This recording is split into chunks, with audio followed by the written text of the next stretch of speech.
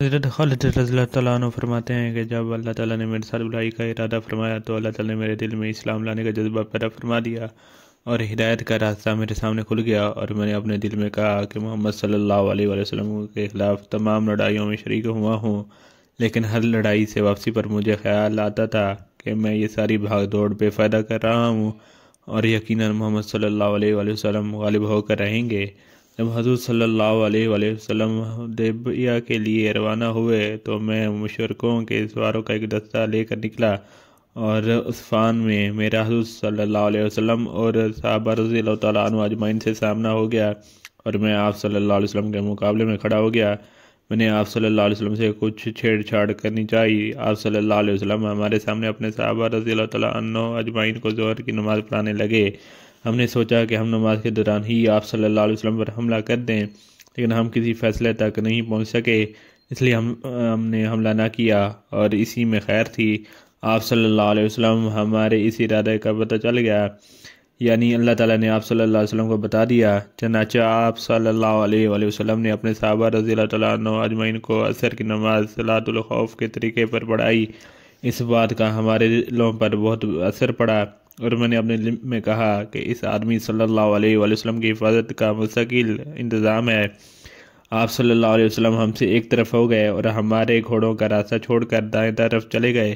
جب آپ صلی اللہ علیہ وسلم نے حدیبیہ میں قریش سے صلح کر لی اور قریش نے آپ صلی اللہ علیہ وسلم کو زبانی جمع خرچ سے واپس کر کے اپنی جان بچائی، تو میں نے اپنے دل میں کہا اب کون سی چیز باقی رہ گئی ہے، اب میں کہاں جاؤں نجاشی کے پاس؟ نجاشی نے تو محمد صلی اللہ علیہ وسلم کا اتباع کر لیا ہے اور ان کے صحابہ اس کے پاس امن سے رہ رہے ہیں، کیا میں ہرقل کے پاس چلا جاؤں تو مجھے اپنا دین چھوڑ کر نصرانیت یا یہودیت کو اختیار کرنا پڑے گا اور عجم میں رہنا پڑے گا، یا اپنے وطن میں باقی لوگوں کے ساتھ رہتا رہوں؟ میں اسی سوچ و بچار میں تھا کہ اچانک حضور صلی اللہ علیہ وسلم عمرہ کی قضا کرنے کے لیے مکہ میں تشریف لے آئے۔ میں مکہ سے غائب ہو گیا اور آپ صلی اللہ علیہ وسلم کی آمد پر میں حاضر نہیں ہوا، اور میرے بھائی ولید بن ولید بھی حضور صلی اللہ علیہ وسلم کے ساتھ اس عمرہ میں مکہ آئے۔ انہوں نے مجھے بہت تلاش کیا لیکن کہیں نہ پایا، تو انہوں نے مجھے ایک خط لکھا جس کا مضمون یہ ہے: بسم اللہ الرحمن الرحیم، اما بعد، ابھی تک اسلام لانے کی تمہاری رائے نہیں بنی، اس سے زیادہ عجیب بات میں نے کوئی نہیں دیکھی، حالانکہ تم تو بہت عقل مند ہو، اسلام جیسے مذہب سے بھی کوئی ناواقف رہ سکتا ہے؟ حضور صلی اللہ علیہ وسلم نے مجھ سے تمہارے بارے میں پوچھا تھا کہ خالد کہاں ہے؟ میں نے کہا اللہ تعالیٰ ان کو ضرور لے آئیں گے۔ آپ صلی اللہ علیہ وسلم نے فرمایا خالد جیسا آدمی بھی ابھی تک اسلام سے ناواقف ہے، اگر وہ اپنی ساری قوت اور محنت مسلمانوں کے ساتھ لگا دیتے تو ان کے لیے زیادہ بہتر تھا، اور ہم ان کو دوسروں سے آگے رکھتے۔ اے میرے بھائی، خیر کے بہت سے مواقع تم سے رہ گئے، اب تو ان کی تلافی کر لو۔ حضرت خالد رضی اللہ تعالیٰ عنہ فرماتے ہیں کہ جب مجھے اپنے بھائی کا خط ملا تو میرے دل میں مدینہ جانے کا ایک شوق پیدا ہوا اور اسلام کی رغبت بڑھنے لگی، اور مجھے اس بات سے بہت خوشی ہوئی کہ حضور صلی اللہ علیہ وسلم نے میرے بارے میں پوچھا، اور اس زمانے میں نے ایک خواب دیکھا کہ میں قہر زدہ اور تنگ علاقوں میں ہوں، اور میں نے وہاں سے نکل کر ایک سرسبز اور وسیع علاقے میں پہنچ گیا ہوں۔ میں نے کہا یہ سچا خواب معلوم ہوتا ہے۔ جب میں مدینہ آیا تو میں نے کہا اس خواب کا حضرت ابو بکر رضی اللہ تعالیٰ عنہ سے ضرور تذکرہ کروں گا۔ چنانچہ میں نے ان سے اس خواب کا ذکر کیا تو انہوں نے یہ تعبیر بتائی کہ علاقے کی تنگی سے مراد وہ شرک ہے جس میں تم مبتلا تھے، اور اس تنگ علاقے سے نکلنے سے مراد اللہ کی طرف سے اسلام کی ہدایت کا مل جانا ہے۔ جب میں نے حضور صلی اللہ علیہ وآلہ وسلم کی خدمت میں حاضر کا پختہ ارادہ کر لیا تو میں نے سوچا کہ حضور صلی اللہ علیہ وسلم کی خدمت میں حاضری کے لیے کس کو اپنے ساتھ لوں۔ اس سلسلے میں صفوان بن امیہ کے پاس گیا اور میں نے اسے کہا کہ اے ابو وہاب، کیا تم دیکھتے نہیں ہو کہ ہم کس حال میں ہیں؟ ہماری تعداد دھاڑوں کی طرح سے کم ہوتی جا رہی ہے اور محمد صلی اللہ علیہ وسلم عرب و عجم پر غالب آتے جا رہے ہیں۔ میرا خیال یہ ہے کہ ہمیں محمد صلی اللہ علیہ وآلہ وسلم کی خدمت میں حاضر ہو کر ان کا اتباع کر لینا چاہیے، کیونکہ محمد صلی اللہ علیہ وسلم کی عزت ہماری عزت ہے۔ لیکن صفوان نے سختی سے انکار کر دیا اور کہا میرے علاوہ اور کوئی بھی نہیں بچا تو بھی میں ان کا اتباع ہرگز نہیں کروں گا۔ میں اسے چھوڑ کر چل دیا، اور میں نے کہا اس آدمی کی بھائی اور والد کو بدر میں قتل کیا تھا، اس لیے یہ نہیں مان رہے ہیں۔ پھر میری ملاقات کرما بن ابی جہل سے ہوئی۔ میں نے ان سے وہی بات کی جو صفوان بن امیہ سے کی تھی۔ انہوں نے صفوان بن امیہ جیسے جواب دیا۔ میں نے ان سے کہا میری اس بات کو چھپائے رکھنا۔ انہوں نے کہا اچھا، کسی کو نہیں بتاؤں گا۔ پھر میں نے اپنے گھر گیا اور اپنی سواری کو تیار کرا دیا۔ میں اس کو لے کر چل پڑا تو راستے میں عثمان بن طلحہ رضی اللہ تعالیٰ عنہ سے میری ملاقات ہوئی اور میں نے کہا یہ میرا دوست ہے، لاؤ اس سے بھی اپنی بات کر کے دیکھوں۔ پھر مجھے خیال آیا کہ اس کے ابا و اجداد بھی مسلمانوں کے ہاتھوں قتل ہو چکے ہیں تو ان کے ذکر کرنے کو مناسب نہ سمجھا۔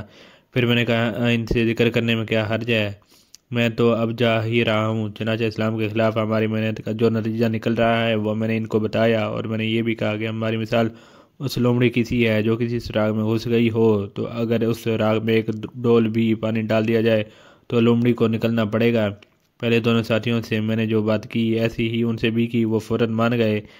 میں نے ان سے کہا کہ میں تو آج ہی جانا چاہتا ہوں اور میری سواری فج مقام پر تیار بیٹھی ہے۔ ہم دونوں نے آپس میں مکہ سے باہر مقام یا جج پر اکٹھے ہونا طے کیا۔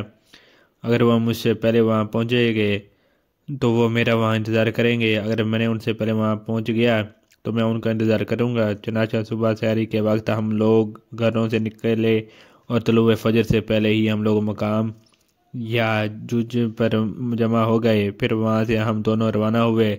جب ہم ہدا مقام پر پہنچے تو وہاں ہمیں حضرت عمرو بن العاص رضی اللہ تعالیٰ عنہ ملے۔ انہوں نے کہا کہ تم لوگوں کو خوش آمدید ہو۔ ہم نے کہا تمہیں بھی خوش آمدید ہو۔ انہوں نے پوچھا کہاں جا رہے ہو؟ ہم نے کہا تم گھر سے کس ارادے سے چلے ہو؟ انہوں نے کہا کہ آپ لوگ گھر کس ارادے سے چلے ہو؟ ہم نے کہا ہمارا ارادہ تو اسلام میں داخل ہونے کا اور محمد صلی اللہ علیہ وسلم کی اتباع کرنے کا ہے۔ انہوں نے کہا میں بھی اس وجہ سے آیا ہوں۔ اب ہم تینوں ساتھ ہو لیے اور مدینہ جا پہنچے اور حرم میں اپنی سواریاں بٹھا دیں۔ حضور صلی اللہ علیہ وسلم کو ہمارے آنے کی خبر ملی، جس سے آپ صلی اللہ علیہ وسلم بہت خوش ہوئے۔ میں نے اپنے صاف ستھرے کپڑے پہنے اور حضور صلی اللہ علیہ وسلم کی جانب چل پڑا۔ راستے میں میرے بھائی مجھے ملے۔ انہوں نے کہا جلدی کرو، حضور صلی اللہ علیہ وسلم کو تمہاری خبر مل چکی ہے اور وہ تمہارے آنے سے خوشی میں ہیں اور تم لوگوں کا انتظار کر رہے ہیں۔ ہم تیز چلنے لگے۔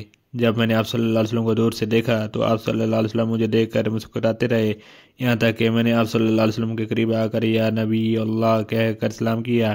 آپ صلی اللہ علیہ وسلم نے کھلے ہوئے چہرے کے ساتھ سلام کا جواب دیا۔ میں نے کلمہ شہادت پڑھا، اشہد ان لا الہ الا اللہ وانک رسول اللہ۔ آپ صلی اللہ علیہ وسلم نے فرمایا آگے آؤ، تمام تعریفیں اس اللہ کے لیے ہیں جس نے تمہیں ہدایت دی۔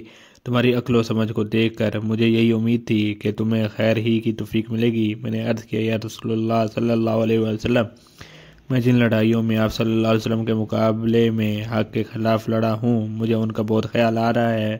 آپ صلی اللہ علیہ وسلم میرے لیے اللہ تعالیٰ سے دعا کریں کہ اللہ تعالیٰ ان سب کو معاف کر دے۔ آپ صلی اللہ علیہ وسلم نے فرمایا اسلام اپنے سے پہلے کے تمام گناہ مٹا دیتا ہے۔ میں نے کہا آپ صلی اللہ علیہ وسلم اس کے باوجود میرے لیے دعا فرما دیں۔ آپ صلی اللہ علیہ وسلم نے فرمایا اے اللہ کے راستے سے روکنے کے لیے خالد بن ولید نے جتنی بھی کوشش اور محنت کی ہے اسے معاف فرما دے۔ پھر حضرت عثمان اور حضرت عمر رضی اللہ عنہ آگے بڑھے کر حضور صلی اللہ علیہ وسلم سے بیعت ہوئے۔